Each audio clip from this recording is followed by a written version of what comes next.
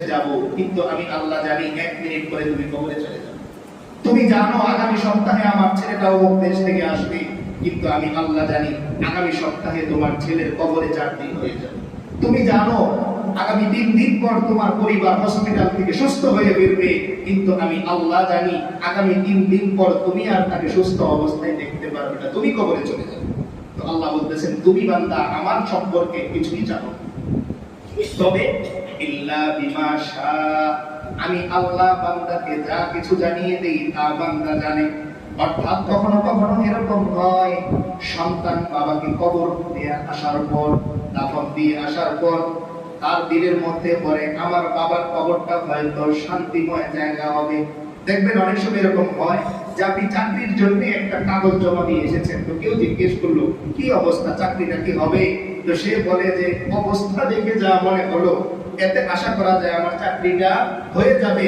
আল্লাহ তাআলা এখানেই পয়েন্ট ধরতেছেন যে ও বান্দা, এই যে পরিবেশ দেখে তুমি বুঝতে পারলে তোমার চাকরি হবে, এটা পরিবেশ তোমাকে বলেনি, আমি আল্লাহ পরিবেশ তৈরি করে তোমার দিলের মধ্যে একটা শান্তি দিয়ে দিয়েছি। 5 বছর করেছো বান্দা, আর কত? তাই এবার তোমার মনের মধ্যে একটু শান্তি ও গ্রিন আমি দিয়ে দিই যে বান্দা যাও, এবারের চাকরিটা হবে। কিন্তু আবার কখনো কখনো এরকম হয় যেখানে আমি নিশ্চিত আমার চাকরি হবে, বাস বাড়িতে আসার পর আমি আল্লাহকে বলে গেলাম কাগজপত্র যা মজবুত, সবার চাইতে আমার কাগজপত্র বেশি মজবুত, তাই চাকরি হবে।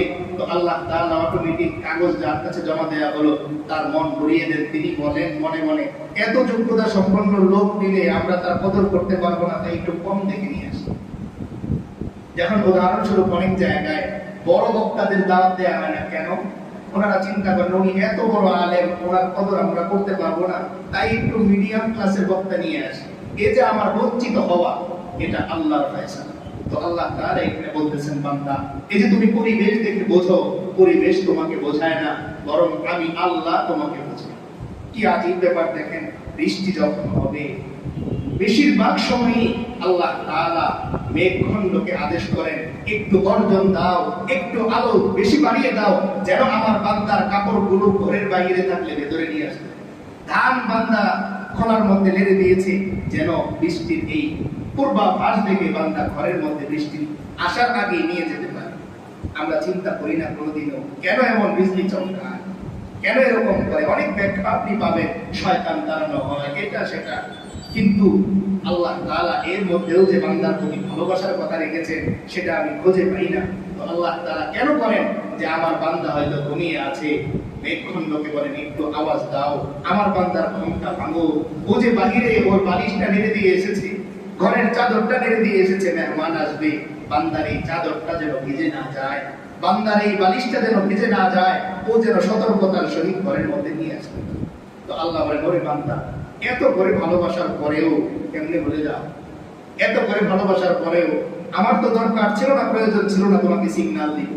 রাস্তায় অনেক সময় থাকলে গাড়ি সিগন্যাল দেয় না, আস্তে লাগিয়ে দেয়, চোখে দেখেন না?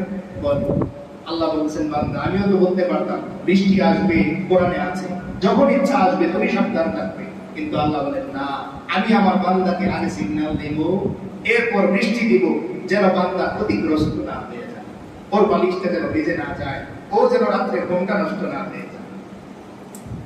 এরপরে আল্লাহ তাআলা বলতেছেন, যেখান থেকে এই যে এটাকে আয়াতুল কুরসি বলে, এই কুরসি শব্দটা এই আয়াতের মধ্যে আছে। আল্লাহ তাআলা বলতেছেন, ওয়াসিআ কুরসিয়ুহুস সামাওয়াতি ওয়াল আরদ।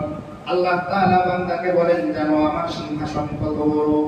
একটু ধারণা দেই। আল্লাহ বলতেছেন, আমার সিংহাসন আসমান এবং জমিনের দৈর্ঘ্য যত বড়, অর্থাৎ যতটুকু পর্যন্ত তুমি কল্পনা করতে পারো এর চাইতেও আরো বেশি বিস্তৃত হচ্ছে আমি আল্লাহর সিংহাসন।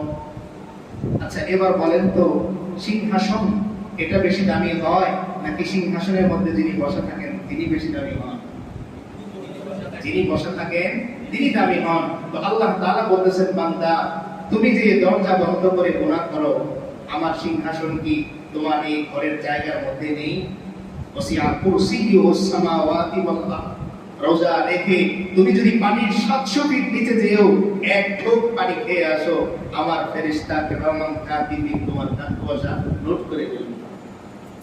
ওয়াসিআ কুরসিয়ুহুস সামাওয়াতি ওয়াল আরদ। দেশ তুমি ছেড়ে দিতে পারো, গ্রাম তুমি ছেড়ে দিতে পারো, কিন্তু তুমি আমার আয়তনের বাইরে কোনোদিনই যেতে পারবে না।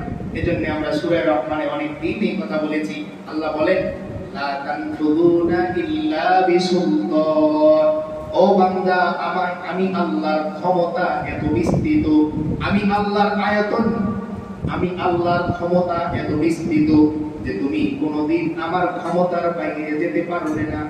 রাগ করেও যেতে পারবে না, সন্তুষ্ট হয়েও যেতে পারবে না।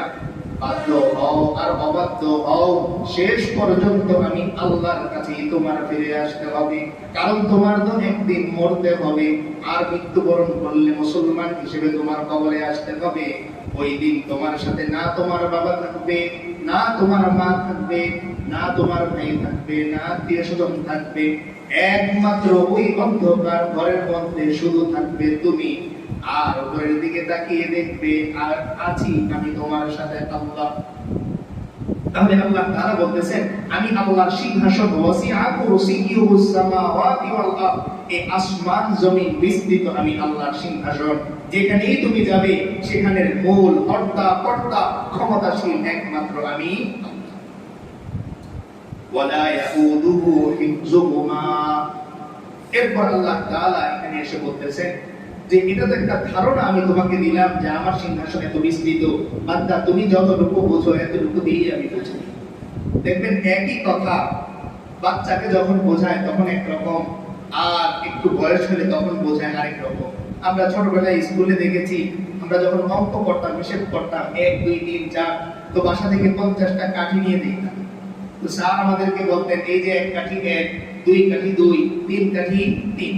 তো এই পড়ানোটা যখন আমি উপরের ক্লাসে চলে যাই, 5 এ চলে যাই, 8 এ চলে যাই, তখন কিন্তু আর কাঠির পড়া থাকে না। তখন স্যার 5 বললেই আমি বুঝি যে এখানে 5 কাঠি। আবার কখনো কখনো এই 5ও বলা হয় না, যখন আমি ভার্সন চেঞ্জ করি, ইংলিশ মিডিয়ামে চলে যাই, তখন 5 বললেই 5 বুঝি, আর 5 এর মধ্যে 5 কাঠিও বুঝি। তো